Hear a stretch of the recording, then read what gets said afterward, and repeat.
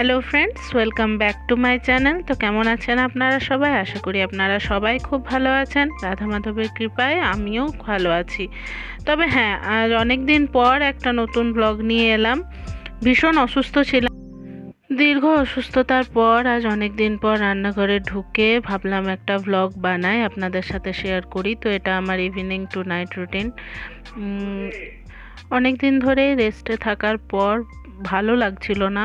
আর সত্যি কথা বলতে কাজ করে অভ্যাস হয়ে গেছে, সো এখন বেশি রেস্টে থাকতে ভালো লাগে না। মনে হয় উঠে যায়, কিছু একটা করি। তো যাই হোক, ছেলের আবদারে আজকে একটু পেঁয়াজ কেটে একটু পকোড়া বানাবো। তো ছেলে অনেক দিন ধরেই বলছিল মা বানাও বানাও, বানানো হচ্ছিল না। সত্যি কথা বলতে শরীর ভালো ছিল না একদমই। শুয়েছিলাম আর সবাই খুব বকাবকিও করছিল যে উঠবে না, রেস্টে থাকো, যেহেতু আমার একটা অপারেশন হয়েছে। তো আজকে ছেলের আবদারেই রান্নাঘরে আসা। বহুদিন পর রান্নাঘরে ঢুকলাম এবং ঢোকার পর প্রথম ভাবলাম আপনাদের সাথে পকোড়াটাই শেয়ার করি। তো যাই হোক, আমি এখানে পেঁয়াজ কেটে তাতে ধনেপাতা টমেটো দিয়ে আর বেসন, বাইন্ডিংয়ের জন্য বেসন মাখিয়ে আমি পকোড়াগুলো ভেজে তুলে নিচ্ছি। সন্ধেবেলায় একটুখানি জলখাবারে কিছু খাবার জন্য বলছিল ছেলে। তো যাই হোক, মুড়ির সাথে ওকে দেবো। এখানে ও এসে আমাকে সমানভাবে বলছে যে আমি ক্যামেরা করে দিচ্ছি, তোমার তোমার শরীর অসুস্থ, তোমাকে বেশি কিছু করতে হবে না। তো যাই হোক, এইটুকুনি সাপোর্ট খুব ভালো লাগে। বাড়ির লোকের সবারই, বাড়ির প্রত্যেকটা মানুষ যখন সাপোর্ট করে তখন সত্যিই খুব ভালো লাগে। আর আমার বাড়িতে সত্যি সবাই ভীষণ সাপোর্ট করে। তো এখানে আমি পকোড়াগুলো ভেজে নিয়েছি। আর এই হচ্ছে এখন আমার বাড়ির অবস্থা। ভালোভাবে গোছানো নেই। আর এমনিতেই শীতকালে বিছানা পুরো ভর্তি হয়ে থাকে, লেপ বা ব্ল্যাঙ্কেট যা যা বেরোয় সব কিছুতে। তো যাই হোক, মোটামুটিভাবে দাঁড়িয়ে দাঁড়িয়ে যতটুকু পারি ততটুকুই গোছাই। বেশি কিছু আমি ভারী কাজ এখন করতে পারি না। আপনারা জানেন, আমি আগেও বলেছি আমি রেন্টে থাকি। তো আমি সব কিছু নিজের মতো করে এখানে পরিষ্কার করা বা নতুন কিছুভাবে ঘর গোছানো এসব আমি ট্রাই করতে পারি না। যেটুকু আমার দ্বারা সম্ভব হয় বা যেটুকু আমি পারি আমি সেটুকু করি, যেরকমভাবে সম্ভব আমি সেরকমভাবে করি। আর এখানে চলছে সিরিয়াল, বাংলা সিরিয়াল। আমার শাশুড়ি মা শ্বশুরমশাই দেখেন। আর এই হচ্ছে আমার মেয়ের ছবি ছোটোবেলায়, একটু দেখালাম আপনাদেরকে। আর এই হচ্ছে মুড়ি আর একটু ওই পকোড়া। তো আমি তো পকোড়া খাবো না, কারণ আমার অপারেশন হয়েছে, সো আমার এখন চলবে না তেলে ভাজা এ সমস্ত খাওয়া। আমার জন্য শুধু মুড়িটাই বরাদ্দ।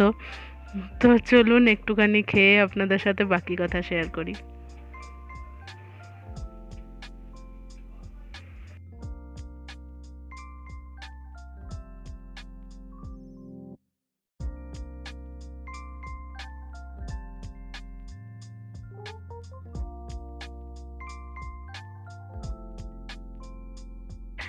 তো এখানে মামি চলে এসছে। আর মামি রাতের রান্নার ব্যবস্থা করছে। তো আজকে হবে, রাত্রের জন্য হবে আলু দিয়ে বেগুন দিয়ে একটু পাতলা করে রসা। আর হবে কালকের জন্য একটু আলু ভাজা, কারণ আমি সকালবেলা এখন আমি কিছু করতে পারি না, সেহেতু রাত্রেই মামি যা করে দিয়ে যাওয়ার করে দিয়ে যায়। বাচ্চাগুলোকে টিফিন দেওয়া।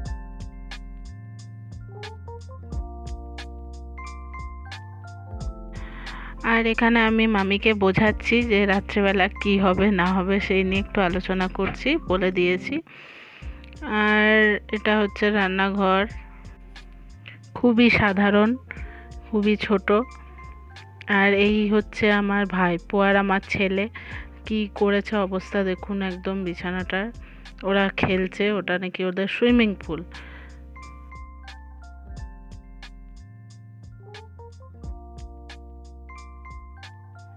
আর সত্যি কথা বলতে আমিও কিছু অত ওদের বাধা দিই না। বাচ্চারা একটু খেলবে, এমনিতেই আজকালকার বাচ্চারা বাইরে খেলতে পারে না। তো ওরা একটু বাড়িতেই খেলে, একটু আনন্দ করে, এটা আমাদেরও দেখে ভালো লাগে। আর এখানে আমি চলে এসেছি সন্ধেবেলায়। বাবা বললেন একটু চা করতে। তো জাস্ট দাঁড়িয়ে দাঁড়িয়ে হালকা টুকটাক কিছু কাজ করি, একদমই না করলে সেটা ভালো লাগে না। তো আমি এখানে চা বসিয়ে নিচ্ছি।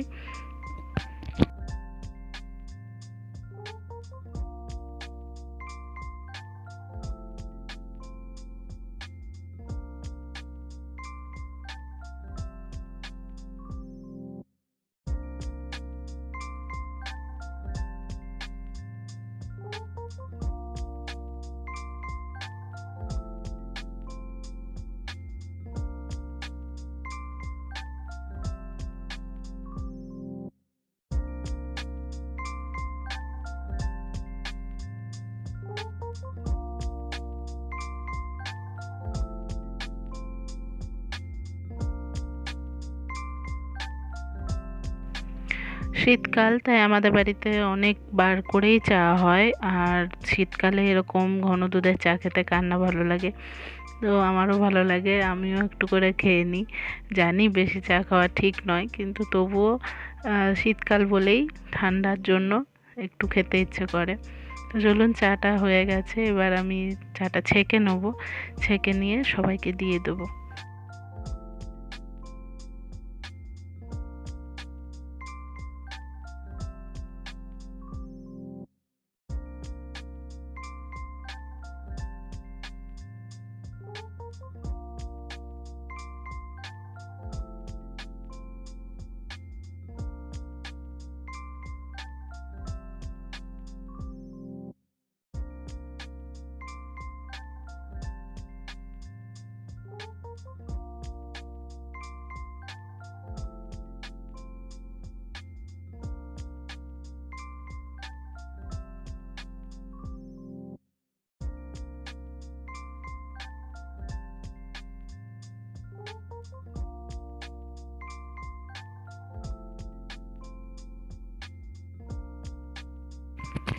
এদিকে মামির সাথে আমি একটু মজা করছি যে তোমাকে ভালোভাবে তুমি দাঁড়াও, তোমার ভিডিও বানাচ্ছি আমি।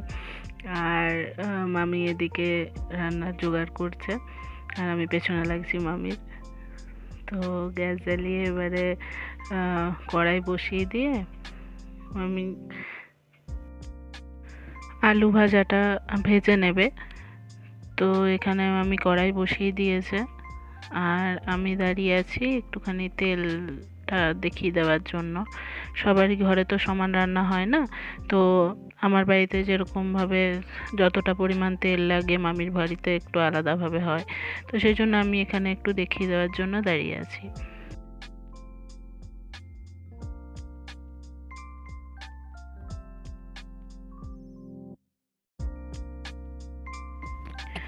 আর এখানে মামি আর আমার 2 কাপ চা, আর এই যে আমি তেল দিয়ে দিলাম।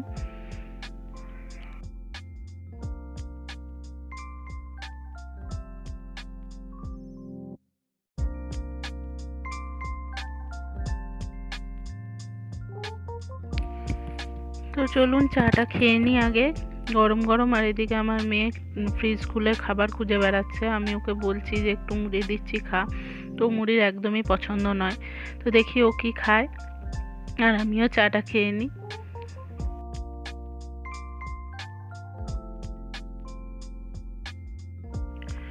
আর এই যে আলু ভাজার জন্য আলু ছেড়ে দিয়েছে কড়াইয়ে, এবার মামি আলুটা ভেজে তুলে রাখবে। আর তারপর আলু বেগুন দিয়ে রাত্রের জন্য যে রসা হবে সেটা বানাবে। তো এখন মামি বাসনগুলো মেজে নিচ্ছে। আমার এই মামি সব কিছুই করে দেয়। আমি মানে সত্যি কথা বলতে ভীষণ ভাগ্য করে মামি এরকম একটা পেয়েছি। তো সত্যি আমার মামি ভীষণ ভালো, আমাকে খুবই হেল্প করছে।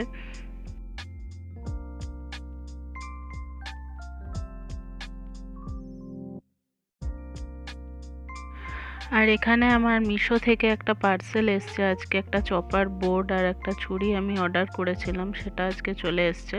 তো সেটাই এখানে খুলে দেখার প্রস্তুতি চলছে। তো এই হচ্ছে ছুরি, একটা পিলার দিয়েছে আর একটা চপার বোর্ড। আমার যে চপার বোর্ডটা ছিল সেটা ভেঙে গেছে, তো আমার একটু কাটতে সবজি বা কিছু কাটতে আমার ভীষণ মানে প্রবলেম হচ্ছিল, সেজন্য আমি এখানে চপার বোর্ডটা অর্ডার করেছি। আর চপার বোর্ড দেখতে দেখতে আমার বোন এসছিল, তো আমি ওর সাথে গল্প করতে করতে আজকে সেরকম কিছু আর শ্যুট করতে পারিনি। তো এখানে রুটি হয়ে গেছে, আর ওই আলু বেগুনের রসা যেটা বলেছিলাম সেটা হয়ে গেছে। আর রান্নাঘরে এই যে আলু ভাজা হয়ে গেছে, এটা রেখে দেবো। আমি জানি অনেকেই হয়তো মনে করবেন যে সকালবেলা বাচ্চাদের বাসি টিফিন দিচ্ছি, কিন্তু কিছু আমার উপায় নেই করার। আর এটা সকালের একটু ডাল ছিল, সেটা গরম করে রাখা আছে, এখানে ভাত আছে। তো চলুন আজকের মতো এই পর্যন্তই, ভিডিওটা এন্ড করি এখানেই। আমি জানি আজকে সেরকম কিছু ভিডিওতে আমি দিতে পারিনি। তো এবার আমি ঘর টর সব গোছাবো একটুখানি দাঁড়িয়ে দাঁড়িয়ে, যতটুকু পারি ততটুকু, কারণ রাত্রেবেলা শুতে হবে, বিছানার যে অবস্থা। আর মেয়ে এখানে পড়তে বসেছে। তো আজকের মতো ভিডিওটা এখানেই এন্ড করলাম, দেখা হবে নতুন ভিডিও।